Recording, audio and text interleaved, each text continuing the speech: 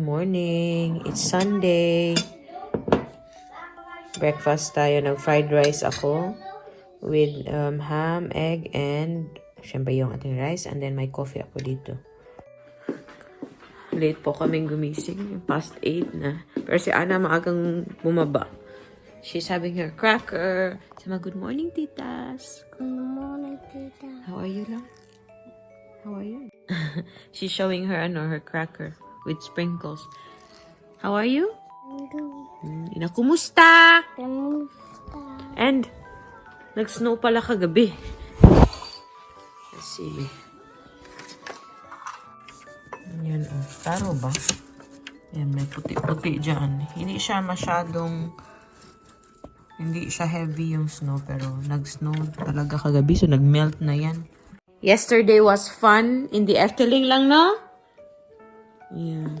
And yung Christmas tree, next weekend ko na po siya liligpitin. Ruth is sleeping in kasi pagod yung ating papa.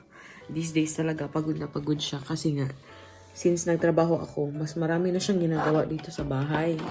And siya palagi yung kasama ni Ana. So sa morning, siya yung nagre-ready kay Ana.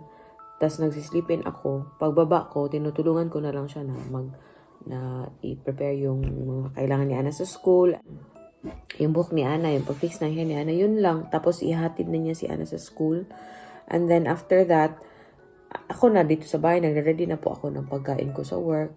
Usually lunch and dinner, dinadala ko sa work kasi madalian ako. Pero pag may time naman, pag 1 o'clock ako nagsa-start sa work, kumakain ako ng lunch dito sa bahay. Tapos dinner na yung dinadala ko or may konting snack din, ganun. And then, pag uwi niya, kasi si Ana, pinipick up po ng lolo't lola sa school. And then, dinadala doon sa kanila. 2:00 kasi nag-out si Ana. And then, si Rod, 5:30 nag-out. Diretso siya sa parents niya. Tapos, dito siya kumakain, which is a good thing, sabi niya. Kasi hindi na siya magluluto dito. And gustong-gusto din ng parents niya na andoon siya. Gaya ng dati, before pa po kami dumating ni Ana sa buhay niya, lunch and dinner, doon siya sa parents niya. Di ba? So, yun. Balik siya doon sa minsan lunch doon siya, dinner din doon siya. Tapos, nag-agree sila kung sino mapipick up sa akin. Kung yung parents niya ba or si Ruth. Pag si Ana andun natutulog sa lulutulan niya, si Ruth yung pipick up sa akin. Pero pag si Ana dito sa bahay, yung parents niya yung nagpipick up.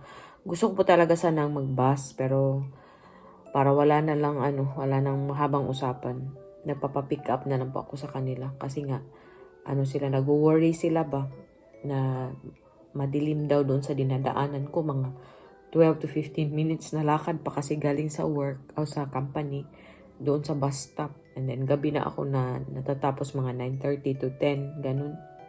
So nag-worry sila pa na baka may mangyari or what kasi madilim. Tapos pag baba ko ng bus, maglalakad na naman ako ng another 15 to 18 minutes pa uwi dito sa bahay. So ayaw po nila yun. Kaya ipupush ko na yung aking driving lesson. Hopefully this year, depende sa kaya ng budget kasi sobrang mahal ng ng driving lesson dito. Mga na siya, mga more or less nasa 3,000 euros na po siya. So magkano, wag na lang natin i-convert.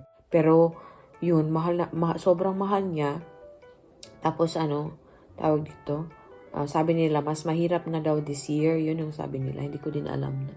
May libro na po ako, may pang theory exam na po ako. So, since okay naman na yung takbo ng trabaho ko and medyo nakaka-adjust na ako sa schedule, sa work. So, yun, start na po akong mag-aral. Kailangan na talaga para at least, hindi na sila mag-worry ba na anong oras ako umuwi. And mas easier na din para sa akin na mag-alis-alis. Gusto ko naman talaga nagbabus or nagtitrain. It's, kind of relaxing for me as well. Yung nagmi-me time ako, nagbabasa ako syempre and nagte-train. So, comfortable naman. Yes? Daddy, can you dish off the box? Papa is not here. Hmm? Come to Mount Darling by Opalio. Bells meet. Wat zeg jij? Kom iemand dadelijk bij Opalio meet. Nee, oi, opa komt hier. Ons ophalen, want we gaan naar de andere opa, naar Gewene. En dan komen we terug hier. Je gaat hier slapen, hè? What? Je gaat hier slapen, want morgen ga je terug op school. Ga je terug naar school. Dus ik ga je klaarmaken voor school. Van school ben ik eigenlijk niet. Nou wel. Niet. Bakasyon po kasi siya ng 2 weeks, so. Dapat masanay na naman to sa rhythm niya na balik sa school ba. Nagtatanong po siya kung may pipick up ba daw sa kanya, dalhin siya doon sa lolo. Kasi nga, bakasyon siya ng 2 weeks, ang trabaho kami ng tatay niya. Palagi po siyang pinipick up ng lolo at lola niya doon sa kanila. Siya the whole day. Minsan doon siya natutulog.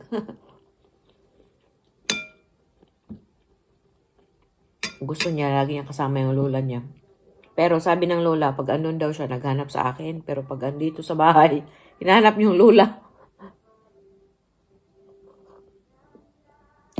Sa may mga anak po dyan, ganyan din po ba yung mga anak niyo? Sobrang clingy po ng anak ko sa lola niya. Sa lolo't lola, pero lalo na sa lola. Yung mga anak niyo po, kumusta? Or yung mga apo, ganun din po ba yung mga apo niyo? In Anna's case kasi, siya lang yung apo. So, lahat ng atensyon nasa kanya talaga. Wala nang ibang bata dito sa pamilya namin dito. Malapit. Wala naman ding pinsan si Anna. Yung walang anak yung kapatid ni Ruth na babae ba. May mga pinsan siya. Pero malalayo. Tapos, hindi din naman ganoon ka-close sila si Ruth sa mga pinsan niya. So, wala talaga. Yung mga kalaro lang niya, yung mga kaklase niya o yung mga kapitbahay namin.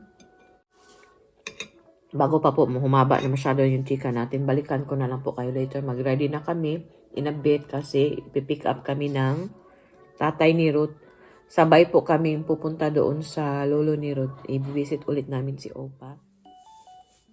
Siya na nagbibihis sa sarili niya. Ikaw sa. Wow! Okay, the other one. Siya na po ang nagpuna sa sarili niya. And then nagbihis sa sarili niya. Ka-very good, oy.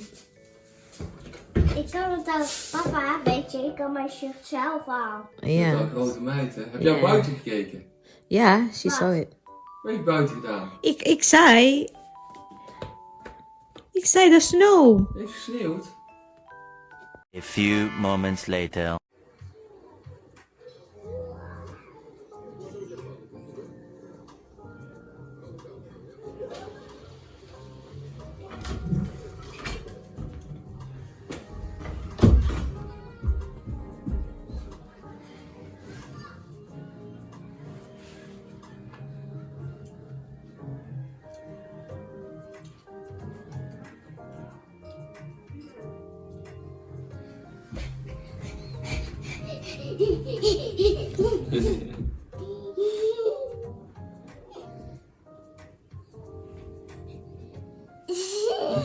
Lekker watermeloentje eten, hè?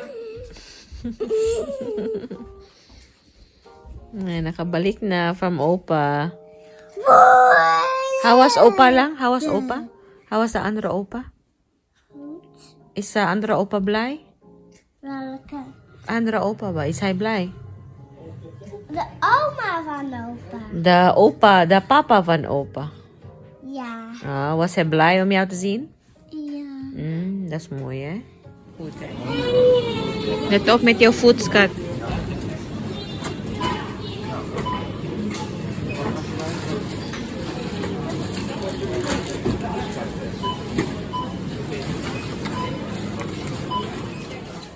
Tsaka ng weather. Galing na po kaming plus grocery na kami. And then we're going to Kruidvat. After that, maghima kami, tingin-tingin. Kailangan namin ng bagong shampoo ni Ana. Ana, let off ha. Fits ha. Sige na. Gusto talaga maglaro sa tubig. Yung mural na maganda. Ja. Help to demolish. He said, nee, I won't do that. He said, it's easy work. But he said, yeah, but then there's something happened. They always ask me. Yeah. Pasok tayo dyan sa Kruidvat. Sabi na.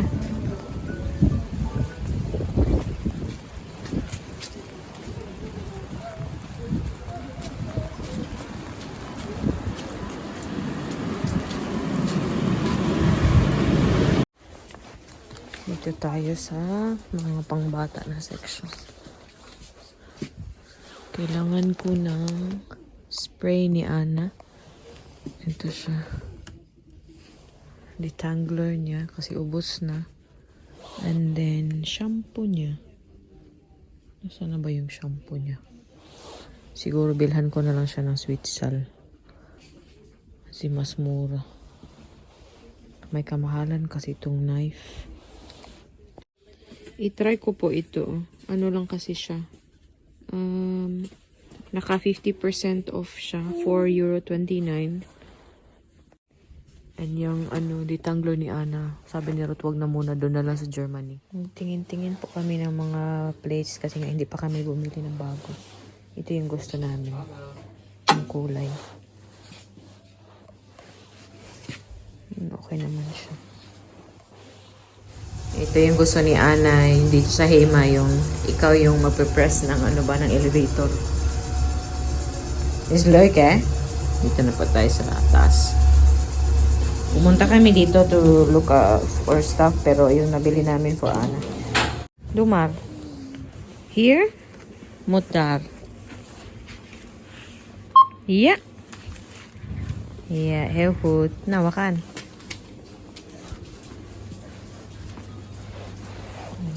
Bili siya ng hanger niya. Nakamba. Uwi na tayo. Ja, het is hetzelfde, hè? Maar die is kapot, hè? Maar Senna had die kapot gemaakt. Senna of jij? Nee, Senna had haar kapot gemaakt. Oo. Tapos na siyang mag-shopping. A few moments later. Bahay na tayo. Mag-haul po tayo. Ana, say hi to the titas, be. Na hi, titas. Come. Before we say goodbye. Oh, going back to school. You're going back to school tomorrow, huh? Bobby! Na hi, titas. Bobby! Skota, hi, papa. Hallo. Het liefst gaan wij naar vallen op jouw rug, mama. And that's English because they don't understand Dutch. The titas can't understand Dutch. You have to speak Bisaya or English. Hala. Sama na, uy. Say bye-bye na. Bye-bye, titas. Na, doy, titas. Doei, titas. Na, thank you for watching. Thank you for watching. Sino Nakago to papa. Mag-haul sa si mama. So first, pumunta po kaming Action. Ito lang talaga yung sadya namin doon. Yung toilet paper. Yan, kumuha tayo niyan. Pero naalala ni Mister, kailangan din pala namin ng sponge para sa paghugas. Bumili din ako ng pang-wax. Doon lang po ako bumibili usually sa Action ng pang-wax. Kasi kailangan nang mag-wax sa legs. Bumili ako ng black na ganito. Ano siya? Disposable na gloves. Pwede siyang, ayan, pwede siyang pang food. For food use ang nakalagay dito. Pero this is also ideal for use around the home, in the garden, and to prepare food. Anywhere your hands need protection. And then, meron din ako ditong naubusan na kasi ako. Ayan, cotton pads, toothpaste para sa amin ni Ruth. And then, bumili din ako ng ganito. Tawag dito, yung laundry na granules na wasversaktar. Gusto ko to, yung wasversaktar na to. Parang siya. Para siyang downy na amoy. And then, kumuha din ako ng yung pang biodegradable, yung 5 liter lang para sa loob ng bahay. I keep the receipt para we can keep track easily of our grocery. And kumuha din ako ng ganito. Gusto kong magkulay ulit ng buhok kasi the last time I had hair color was before I got pregnant. So, kumuha ako ng 3. Ayan. Pero, syempre, yung effect is hindi ganito yung kulay sa akin. Gusto ko lang ng brown. Ayoko ng blonde. And then, after action, we went to Kruidvat. Ito yung para sa scalp. Ito yung ginagamit ko po. Scalp Rescue Scrub for a clear, flake-free, healthy scalp. So, ayan yung... Ayan. And then, bumibili din kami ng shampoo ni Ana kasi naubusan siya ng shampoo. This is for kids po. And then, may tiktak ako para sa work. After kumakain, natitiktak po ako doon kasi hindi naman ako natutoothbrush doon. So, ayan, may din si Ana. May toothpaste for Ana. And then, sa Hema, yun, nagtingin-tingin lang kami pero buti na lang nakita namin to kasi kailangan namin ng hangers for Ana. Kasi ang dami niyang damit. Mas madami yung damit sa akin. And bumili din ako ng bagong set ni Ana for PE class. Yung yung PE class niya. Ayan. Set na siya. Naka-sale po ito sila. So, normally hindi naman kami bumili ng maraming damit na hindi naka-sale or hindi talaga kailangan. So, yan. And then, keep natin yung receipt.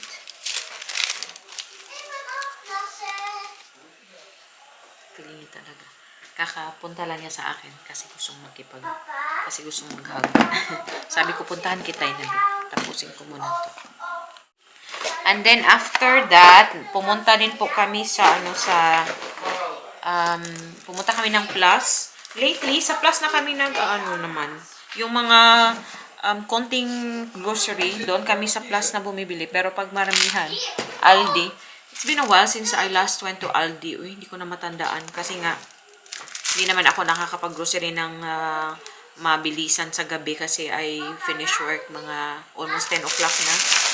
But pumunta kami ng Plus, bumili kami ng baguette. Nagbabagget po ako these days. Sa work din, nagdadala ako ng baguette. Ito yung bread for Ana.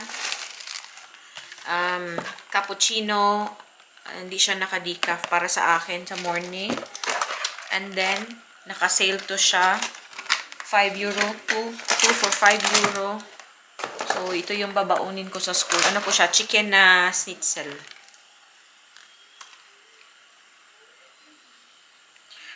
Ito siya crispy. And ito siya normal na chicken schnitzel. Ito yung mga babaunin ko sa work. And then, si Ruth din bumili ng macaroni for Ana. Yung ready na. Initin na lang. And then we have keep fillet for Ana sandwich for tomorrow. And then Ruth also has yogurt para sa lunch niya. And then para sa spaghetti, mag-spaghetti ako ng maramihan. Pang spaghetti, yan. Meron din ako yung aking paboritong filet American. And then decaf cappuccino for Opa pag pumupunta siya dito. Yun po yung ating grocery haul for this week. Sumobra kami sa budget. So, mag-adjust ako ng budget namin. Dito pa rin yung ating Christmas tree. Ana, we say bye-bye to the vlog. And, i-end ko na din po yung ating pa-video. Maraming salamat again sa pagsama sa amin today. Kita-kita naman sa susunod na video. Maraming salamat. Duy, mush-mush babush! Mush-mush babush! Ana, sama duy, mush-mush babush! Doing mush, mush,